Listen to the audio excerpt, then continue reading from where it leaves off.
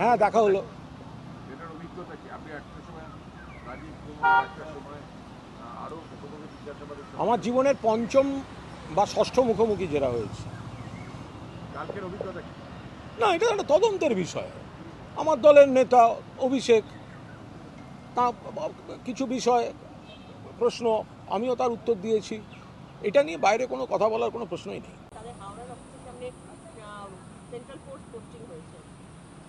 দেখুন, এটা তো সবই বোঝাই যাচ্ছে যে এটা বিজেপি বা তাদের পুরোদস্তুর মানে পৃষ্ঠপোষকতা নিয়ে যেটা হচ্ছে, তো এগুলো আরও চোখের সামনে সেটা ধরা পড়ে যাচ্ছে।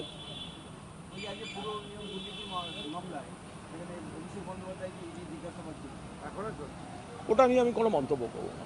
109 নম্বর ওয়ার্ডের কাউন্সিলর তার অফিস থেকে একাধিক ত্রাণের সামগ্রী এবং অন্যান্য ব্যক্তি সামগ্রী উদ্ধার হয়েছে বলে আপত্তি আছে। দেখুন, এ ব্যাপারে দুটো বিষয় আছে। কোনো এই ত্রাণ সামগ্রী বা এগুলি অনেক ক্ষেত্রে জনপ্রতিনিধিদের কাছে রাখতে হয়। সবসময় যে দুর্নীতি এটা বলা ঠিক নয়, কারণ আচমকা যখন কিছু দরকার হয় বা অতিরিক্ত যদি কখন কিছু এসে যায়, সেগুলোকে কোথাও রাখতেও হবে, এটা একটা সমস্যার ব্যাপার। এবার আপনি যে সবটা একসঙ্গে ডিস্ট্রিবিউট করে ফেলতে পারবেন না, ফলে রাখা মানেই দুর্নীতি আর পাওয়া যাওয়া মানেই কালোবাজারির জন্য মজুদ, এই ধরনের ধারণাটা সব ক্ষেত্রে ঠিক নয়।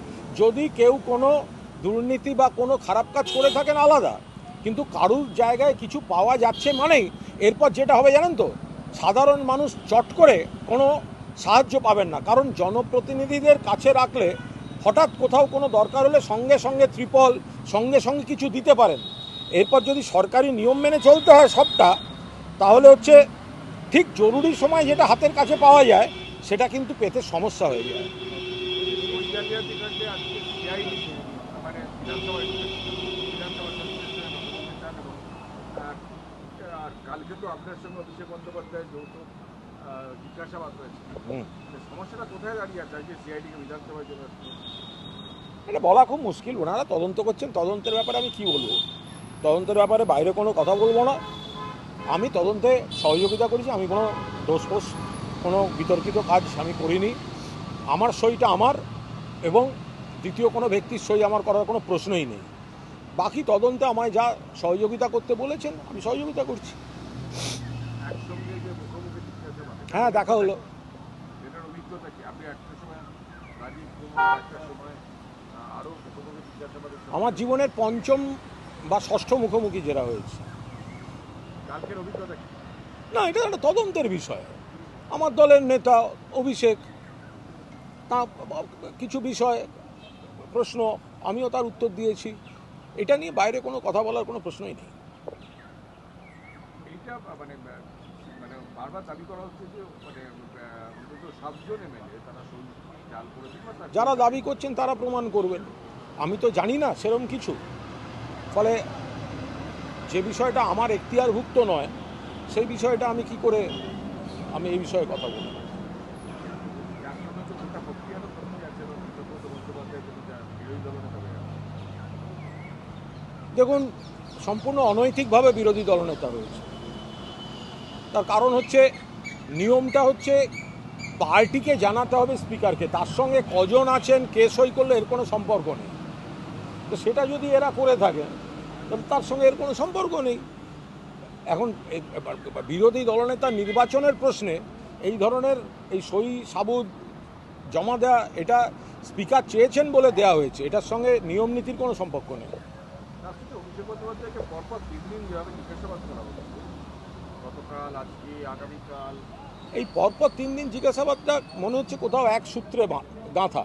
মানে একজনকে টার্গেট করে না করা হলে পরপর 3 দিন, মানে দু তিন রকম এজেন্সি একজনকে আটকে রাখা, হ্যারাস করা, দীর্ঘক্ষণ ধরে মানসিক চাপ দেওয়া, এটা খুবই সমস্যা।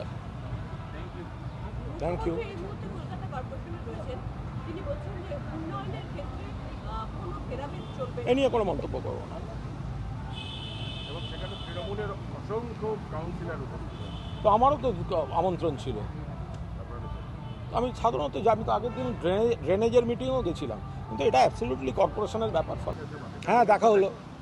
এটার অভিজ্ঞতা কি? আপনি একটা সময় রাজীব কুমার, একটা সময় আরো মুখোমুখি জিজ্ঞাসাবাদের সময়? আমার জীবনের পঞ্চম বা ষষ্ঠ মুখোমুখি যেটা হয়েছে।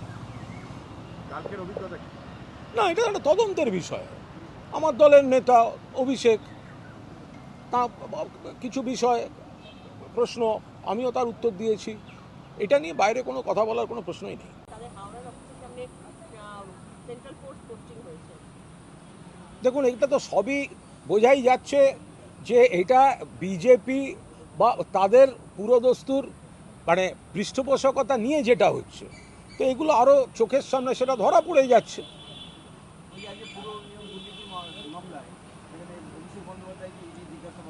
এখনো চলছে? ওটা নিয়ে আমি কোনো মন্তব্য করবো না। 109 নম্বর ওয়ার্ডের কাউন্সিলর তার অফিস থেকে একাধিক ত্রাণের সামগ্রী এবং অন্যান্য ব্যক্তি সামগ্রী উদ্ধার হয়েছে বলে আপত্তি আছে। দেখুন, এ ব্যাপারে দুটো বিষয় আছে। কোনো এই ত্রাণ সামগ্রী বা এগুলি অনেক ক্ষেত্রে জনপ্রতিনিধিদের কাছে রাখতে হয়। সবসময় যে দুর্নীতি এটা বলা ঠিক নয়, কারণ আচমকা যখন কিছু দরকার হয় বা অতিরিক্ত যদি কখন কিছু এসে যায়, সেগুলোকে কোথাও রাখতেও হবে, এটা একটা সমস্যার ব্যাপার। এবার আপনি যে সবটা একসঙ্গে ডিস্ট্রিবিউট করে ফেলতে পারবেন না, ফলে রাখা মানেই দুর্নীতি আর পাওয়া যাওয়া মানেই কালোবাজারির জন্য মজুদ, এই ধরনের ধারণাটা সব ক্ষেত্রে ঠিক নয়। যদি কেউ কোনো দুর্নীতি বা কোনো খারাপ কাজ করে থাকেন আলাদা, কিন্তু কারুর জায়গায় কিছু পাওয়া যাচ্ছে মানেই এরপর যেটা হবে জানেন তো, সাধারণ মানুষ চট করে কোনো সাহায্য পাবেন না। কারণ জনপ্রতিনিধিদের কাছে রাখলে হঠাৎ কোথাও কোনো দরকার হলে সঙ্গে সঙ্গে ত্রিপল সঙ্গে সঙ্গে কিছু দিতে পারেন।